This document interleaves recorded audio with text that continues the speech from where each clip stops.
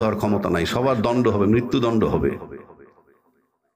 কারণ এই সংবিধান এমনভাবে করে গেছে আপনি কোনোভাবে হাত দিতে পারবেন না, সংশোধনও করতে পারবেন না। সংশোধন করতে 2/3 মেজরিটি, তা কিভাবে? সব বলা আছে। এইবার আসেন 123 ধারায় নির্বাচনের কথা বলা আছে।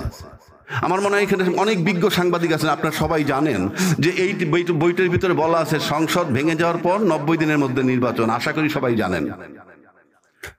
সংসদ ভেঙে গেল 8ই অগস্ট 2024, তাহলে সেই মোতাবেক নির্বাচন হওয়ার কথা 7ই নভেম্বর 2024। এরপরে নির্বাচন কমিশন নির্বাচনের ডেট ফেব্রুয়ারি 2026 দিল। কোন আইনে? কোন আইনে? এবং এই সংবিধানে বলা আছে প্রধানমন্ত্রী ক্ষমতায় থেকে তারপরে নির্বাচন করবেন, এই আইনটায় বলা আছে।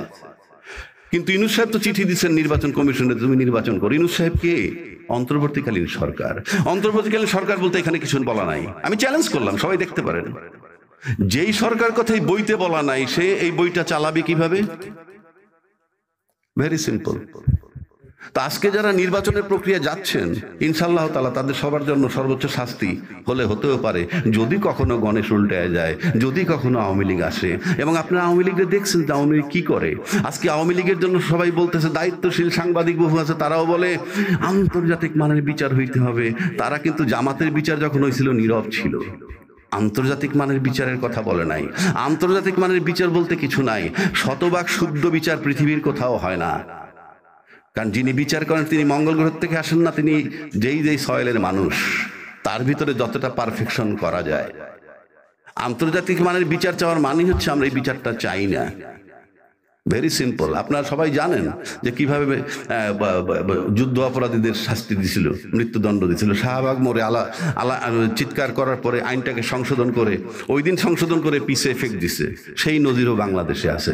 তো সেই ফ্যাসিজমের সমস্ত সিস্টেম ওই বইটা রয়ে গেছে। আর এই যে নির্বাচনটা দিতেছে নির্বাচন কমিশন, সে বেআইনি ভাবে দিচ্ছেন। তাকে নির্বাচন দিতে হবে অন্তর্বর্তীকালীন সরকারের অধীনে, অন্তর্বর্তী সংবিধান মোতাবেক নির্বাচন দিচ্ছেন উনি। কারণ ইউনূস সাহেব অন্তর্বর্তীকালীন সরকার। কেউ কেউ প্রশ্ন করেন তাহলে এই সংবিধানটা কোথায়? এই সংবিধানটা অলিখিত। ইউনূস সাহেব যা করতেছেন এইটাই সংবিধান। এবং যারা 5ই আগস্ট একটা জুলাই ঘোষণাপত্র করছেন, তাদেরকে আমি বলবো আপনারা সেটা সংশোধন করেন, পরিশুদ্ধ করেন। সেই সংশোধনে ইউনূস সাহেবের মেয়াদ দিয়ে দেন যে 8ই আগস্ট 2024 থেকে 30 জুন 2026 পর্যন্ত তার মেয়াদ। এর ভিতরে উনি নতুন নির্বাচন কমিশন গঠন করবেন এবং নির্বাচন দিয়ে যাবেন। তাইলে বৈধতা পাবেন। আপনি লেখা রাখতে পারেন, কেউ বৈধতা পাবেন না। আপনি সংসদ পর্যন্ত যাওয়ার প্রক্রিয়া কি? আর এই সংস্কার নিয়ে যে কথা বলা হচ্ছে, বুলশিট, কিছুই হবে না। কেন হবে না? এটা অনুমোদন হবে কবে? আগামী সংসদ হওয়ার পর 2 বছরের মধ্যে। কন্যার সাথে দেখা নাই, বিয়া শুক্রবার। আপনি কিভাবে করবেন? ওই পর্যন্ত যান, তারপর কিন্তু 2 বছর টাইম পাবেন। আর আজকে যারা নোট অফ ডিসেন্ট দিয়ে যাচ্ছেন, তারাই যদি ক্ষমতায় যান, গিয়ে বলবেন আমরা তো নোট অফ ডিসেন্ট দিয়েই আসছি। আর আজকে যারা সংস্কার কমিশনে যাচ্ছে, বাংলাদেশে যদি তাদের অনেক 3টা দল ছাড়া বা 4টা দল ছাড়া বাকিদেরকে যদি 2 কোটি টাকা দিয়ে বলেন তুমি 20,000 লোক জড়ো করো, ইনশাআল্লাহ তাআলা 200 লোক আনতে পারবে না। দে আর রিপ্রেজেন্টিং বাংলাদেশ। এবং টোটাল যারা আপনার নির্বাচন কমিশন বা ঐকমত্য কমিশনে যায়, তারা কতজন? সর্বোচ্চ 40-45 জন। এরা মোট জনসংখ্যার, আওয়ামী লীগও নাই, মোট জনসংখ্যার হার্ডলি 40% রিপ্রেজেন্ট করে।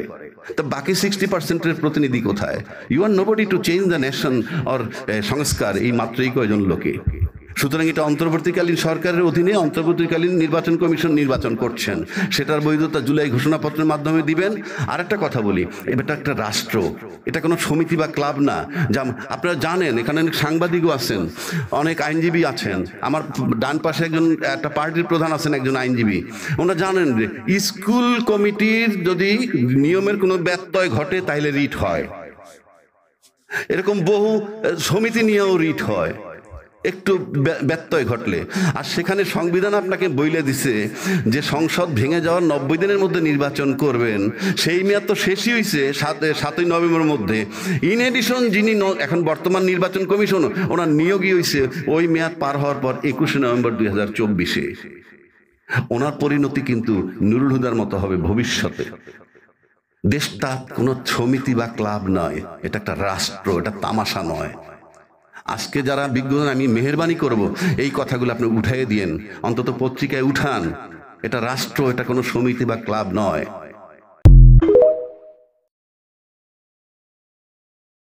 ধন্যবাদ।